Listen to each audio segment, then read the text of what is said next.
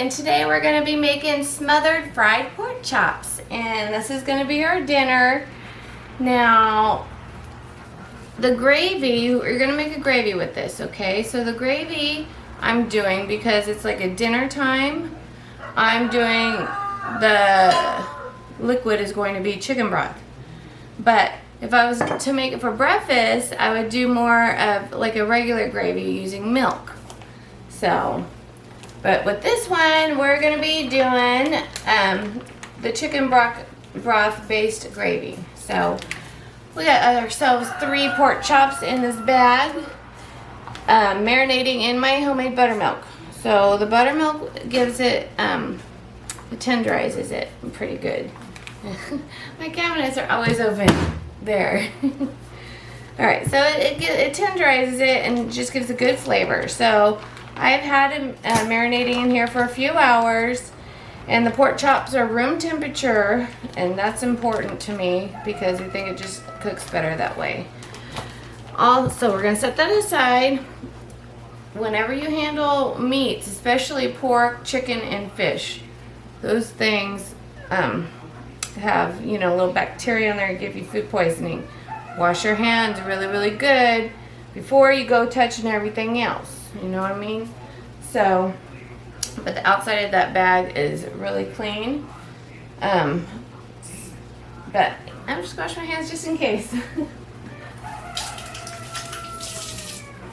Alright, I'm back. Okay, so we got ourselves an onion. We cut up an onion because we're going to be frying up, caramelizing some onion.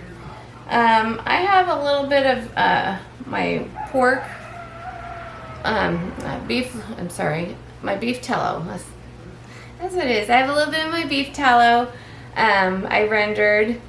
I'm going to use for frying, and then I'm going to add, you can use any vegetable oil or any oil you want, but these have high smoking points. That's why I like to use this. And then I'll put a little bit of the olive oil in here too. This is what I like to use, and this actually is, you know, this refined olive oil has a high smoking point as well, but not as much as this grease. So I'm going to be using this. People like to use peanut oil, you know, any kind of vegetable oil you want, but I just try to stick with the ones that I know are good for me.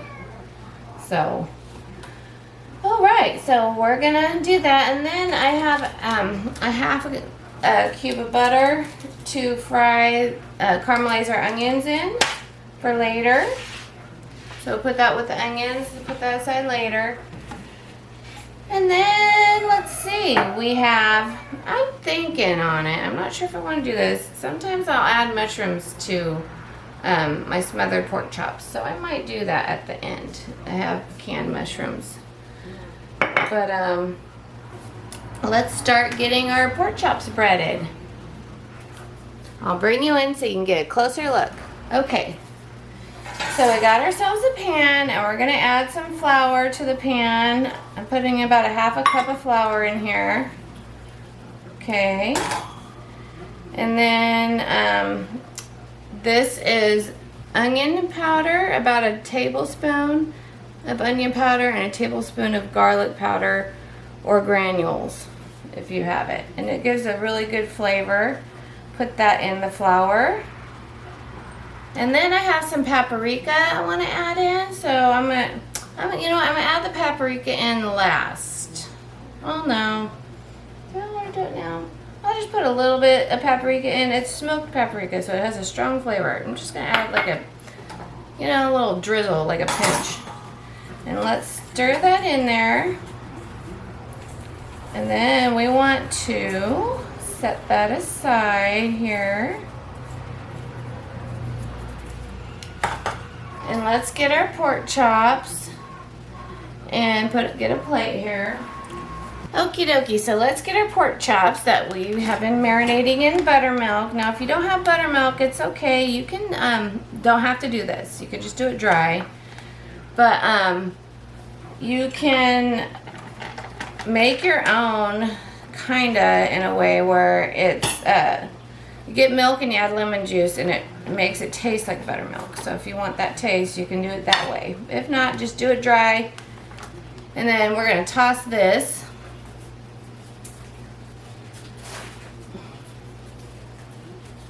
So because I touched this, I'm gonna go wash my hands real fast.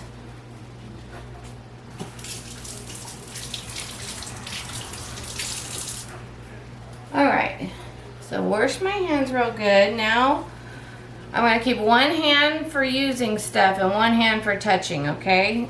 So, because we're going to have to flip this over. We're going to sprinkle salt on, a liberal amount of salt on the top. And then flip it over, and then before I flip it over, let's do some pepper. Get some pepper, a good amount of pepper on the top. I like to do this first. You can add this to your flour if you want instead. Then take the hand you want to be dirty and flip it over.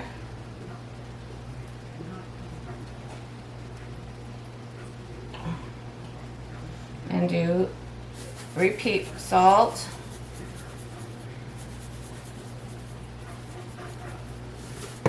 And then pepper, good amount of pepper on both sides. Now we're gonna fry the pork chops up like we would just regular fried chicken or fried pork chops after we dredge it in flour. So let's get the flour. We're gonna add them in the flour. I'm just gonna set this right here for now. In the flour. Just let it sit in there. I like to do that. And then I'm gonna go over here. I'll bring you over here to where we're gonna cook it.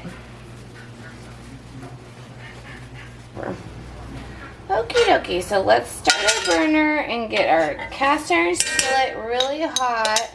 I'm gonna get the rest of this tallow out of here that I have, and I keep my oils just right up on the counter. It stays good. It's just fine. So I have some in the fridge though. Like if I have a lot of it, I keep the bulk of it in the fridge, and I'll keep like a small jar on the counter. All right, and so we have a lot in there left. So to clean this out, how I like to do is I like to like heat that up too, like that. But I put a spoon underneath it to give it like an air gap. So, and then it heats up the oil on the inside and it just drips down.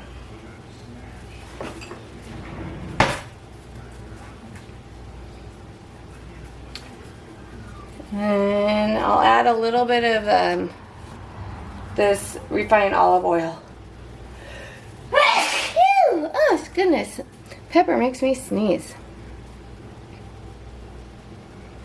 All right, let's go ahead and bring our pork chops over here. Let's see, where can you see them at? You can kind of see them right there. All right, so these pork chops are sitting in the flour, and we're gonna just turn it over. We're gonna try to coat it really good in flour.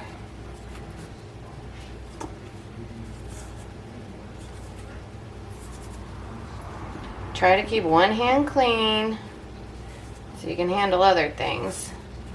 And one hand's the dirty hand. So I'm left-handed, so my right hand's usually my dirty hand here that I handle stuff with.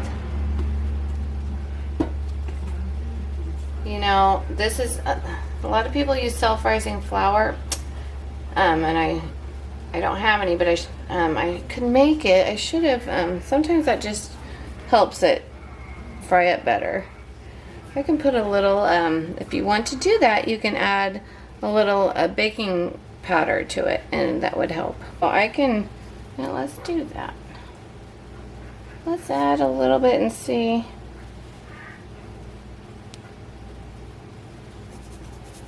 Let me redo this. Let me just redo my...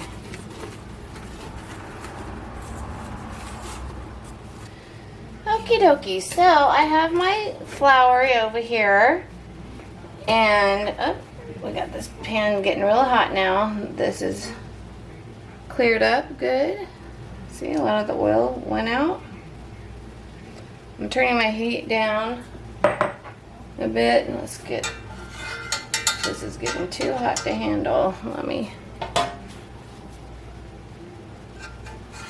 alright, turn the heat down low. Let's add a little bit of, because we don't want our oil too hot. Never add anything cold to hot oil because it'll cause a fire. We don't want that. Like with water on it, because water and oil don't mix. It'll erupt in flames. That's happened to me once when I was first cooking.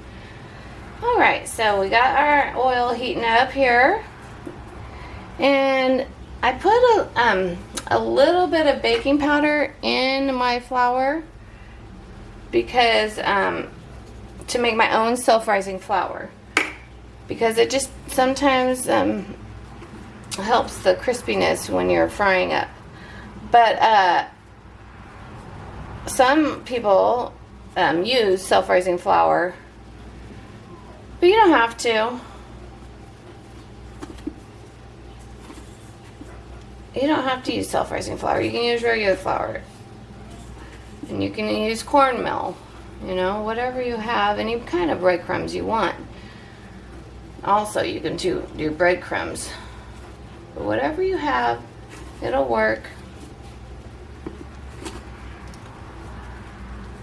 But I do like the self-rising flour when I'm frying because it just gives a nice little crispiness to, I think. So, but you don't gotta use it. Alright, let's just add these in. That's ready to rock and roll. Turn my heat back on. I turned it off for a minute because I didn't want. You want to add everything into a hot skillet, okay? Make sure it's real hot when you add it in.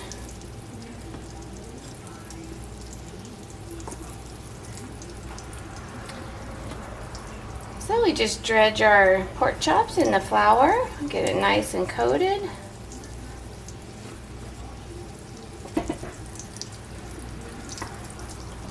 Add it to the hot oil, hot oil. Got this last one right here to do. Remember, but you don't want your oil too hot. You're burning stuff right away. And don't add cold, wet meat to hot oil. It'll spit everywhere. Spit at you, and then even possibly catch on fire.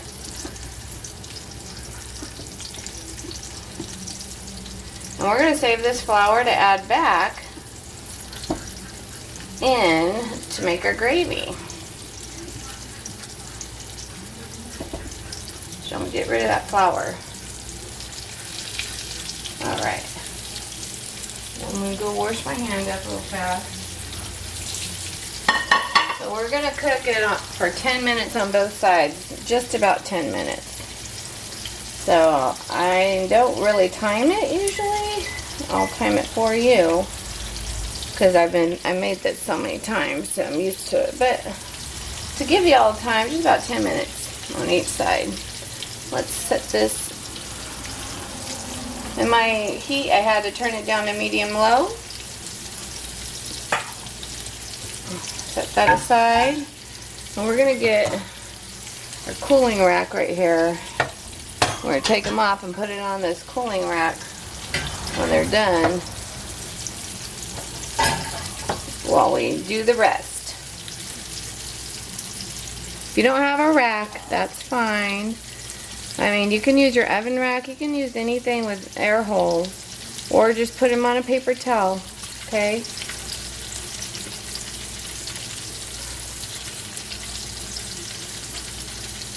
I didn't have a rack for a very long time, and I would just put it on paper towels because I didn't have an oven for a bit when I was younger. So, but you know, you have racks and toaster ovens and just regular your stove oven if you need to. It just helps keep the crispiness to your fried things. And if you're baking, it's good to pull them off that also.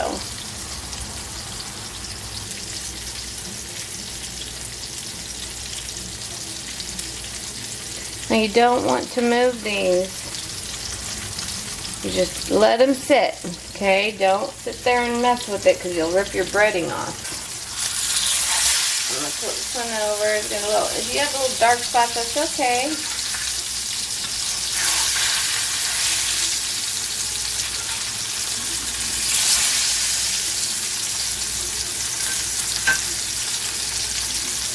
This side for 10 minutes.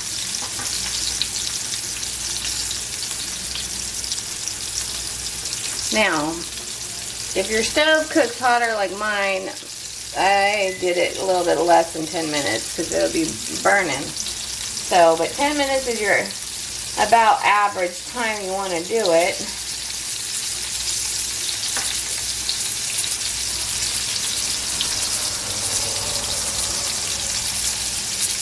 But after a while, just lift it, like after a good 5 minutes, you know it's been 5 minutes, you can lift it up without ripping that breading off and check underneath. And if it's getting dark, flip it over. Don't just wait 10 minutes and let it burn. Some burners, you know, I have a gas stove, so this burns a little bit hotter on this one. On this side.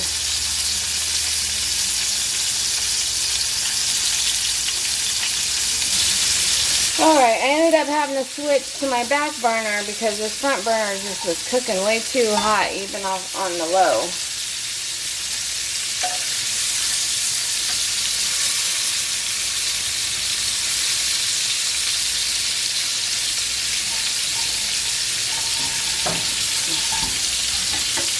Way too hot on that front burner. I'm getting me a new stove. This stove is just wonky. Alright, so this is done. I'm going to set it on here. I have a pot underneath here to catch the oil. It's all done here. Nice and brown on the other side. Looks beautiful.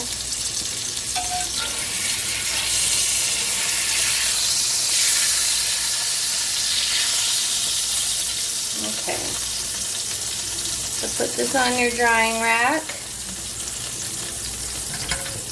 It's okay when that breading comes off there. Alright, put that on your drying rack. Move it to the side. I'm going to put a paper towel underneath. Catch all that oil that drips. So set this aside, okay? Now, we're gonna drain off some of this oil. We don't want all, well, I didn't put too much oil in there. If you have a lot of oil, you want to drain it off. But I don't really have that much oil left. So I'm going to add my butter and melt that down. Now, I like to saute my oils in butter. I like to saute my onions in butter. So we're going to mix this. It's going to give it a nice rich flavor too. Mix a little half a cube of butter in this oil here.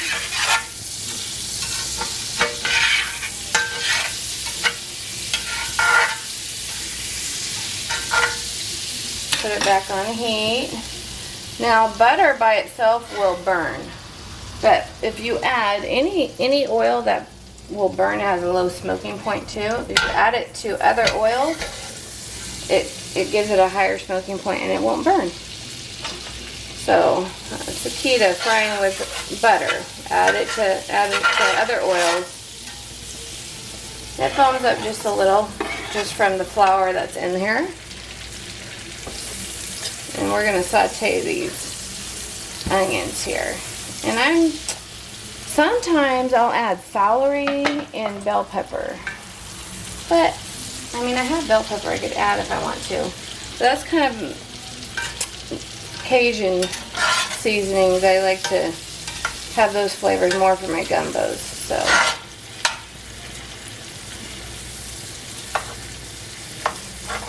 cut my onions up. I'm going to fry these up till they're caramelized.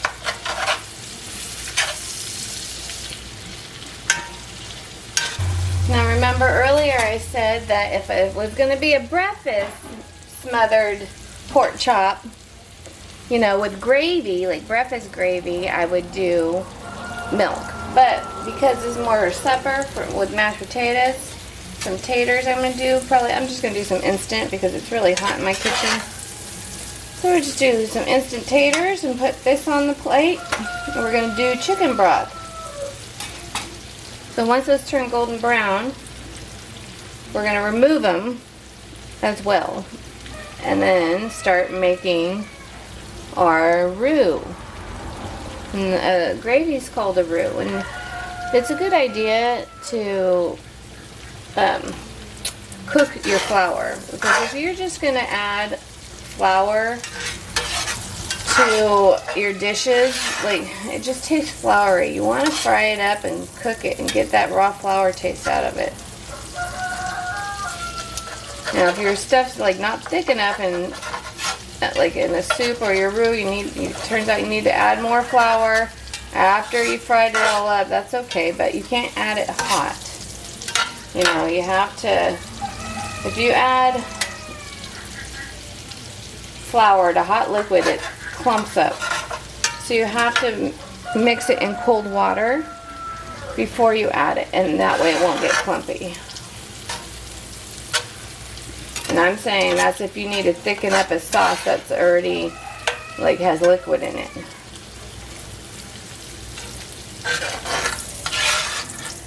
Alright, so let's pull these out. I'm going to put them on a paper plate to just drain. You don't have to. You don't have to put them on a paper plate, but it's a good idea.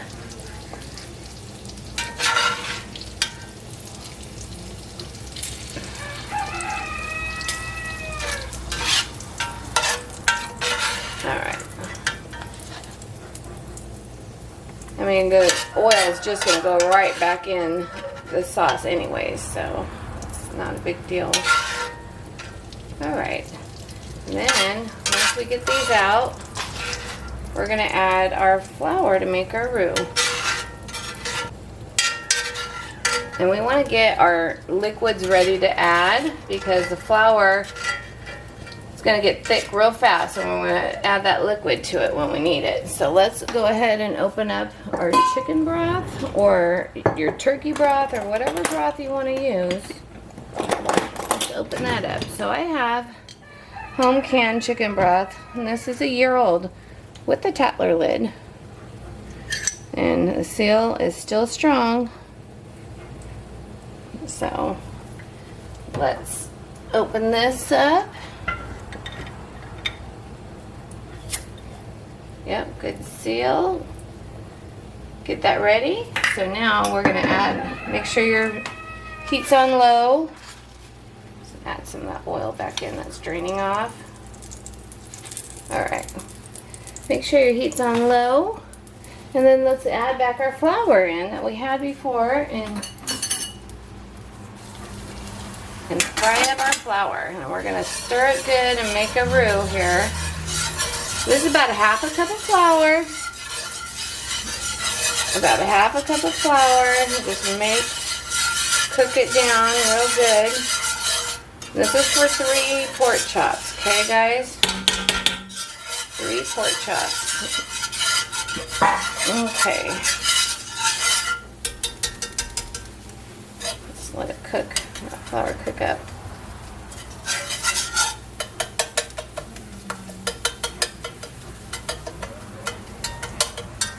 And now we're going to add, now this is almost 4 cups of liquid in this quart of chicken broth. And if you don't have chicken broth, you can use water and bouillon.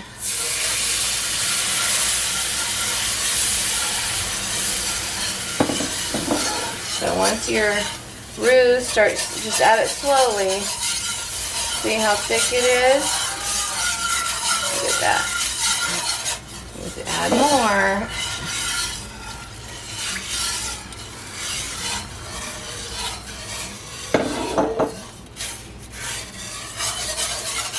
Once that heats up, it'll thicken up nicely.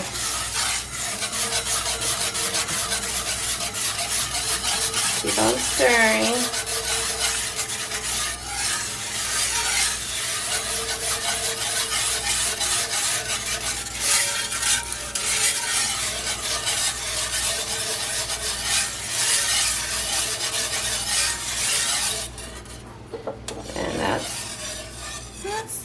Let's heat it up and see if that's enough liquid there. Bring it to a boil, and once it's to a boil, you know that's the thickest it's going to get.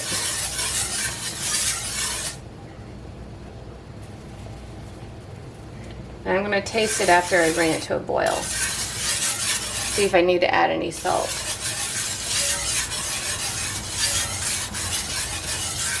Remember, you have salt on your pork chops, so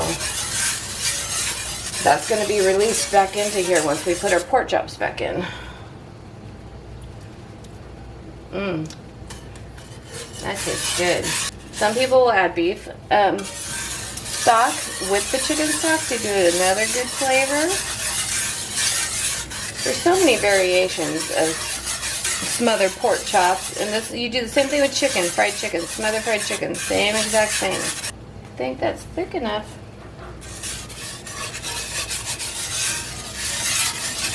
I'm gonna actually make it a bit thinner because we're gonna cook it for about a half hour extra, and you're gonna have liquid evaporate. We're gonna have evaporation here, so I'm gonna make it a little bit thinner.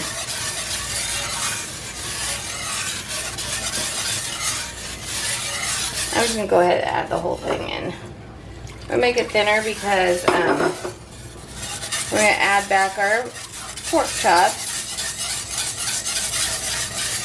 And then we're going to cook it almost 30 minutes to an hour, about 45 minutes. We're going to cook it for 45 minutes in this gravy. And then I might add mushrooms. I think I might add mushrooms.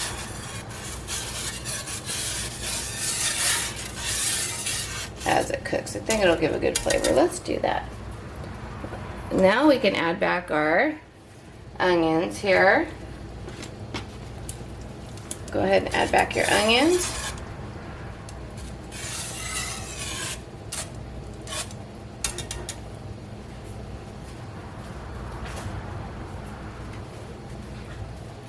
And then I'm going to open up my mushrooms. So I canned mushrooms and a used lid. This is a reused lid from Salsa in 2019. Still good to go. So it's 2 years old now. I'm running low on mushrooms. I'm gonna have to recan them. Alright, so let's open this up.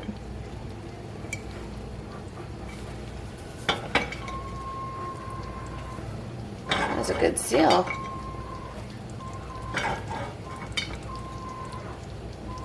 Yeah, that's a real good seal.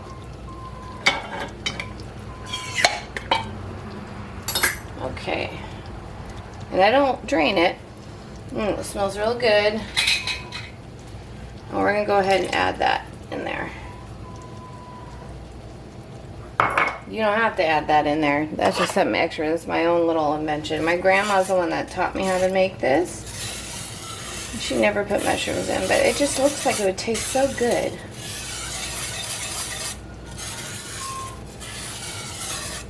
We should never put it in when I was around.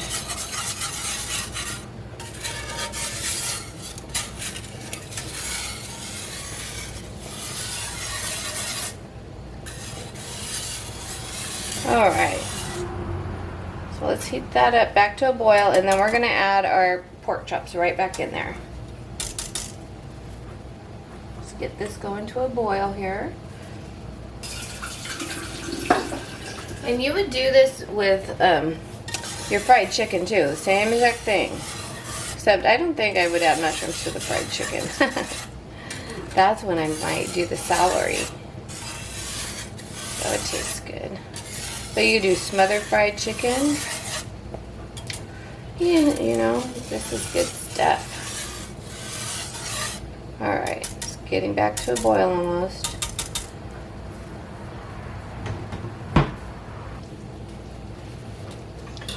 Cast iron skillets have hot handles, so make sure you use the oven mitt. Okay, it's about ready for us to add.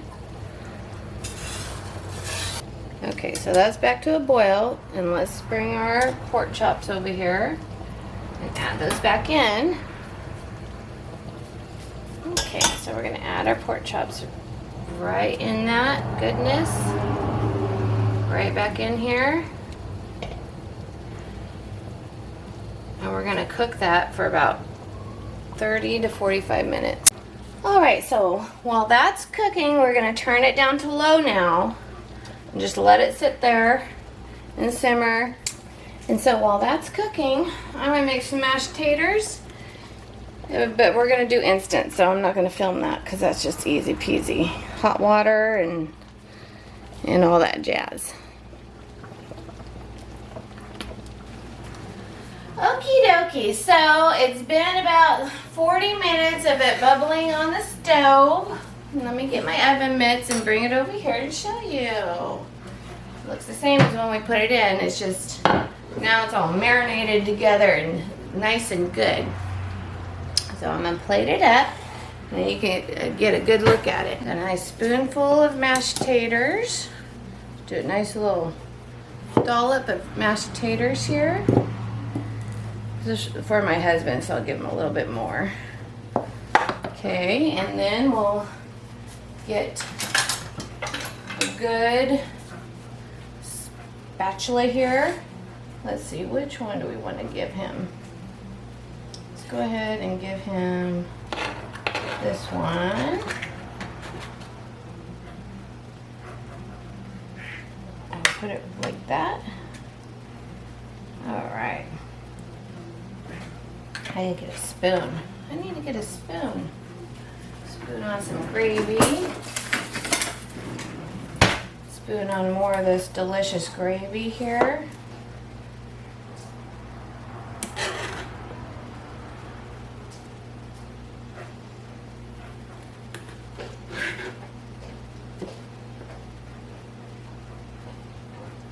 There we go. And that is smothered fried pork chop. You could also do it with steak, I guess, huh?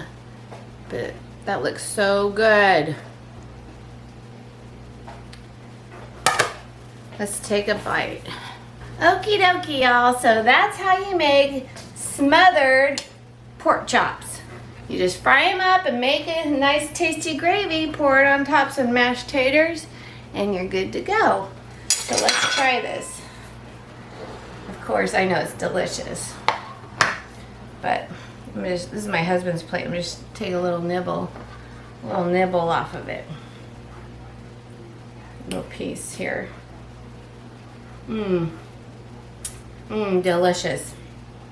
Super good. Okie dokie, y'all. So don't forget to subscribe, and we'll just talk to you later.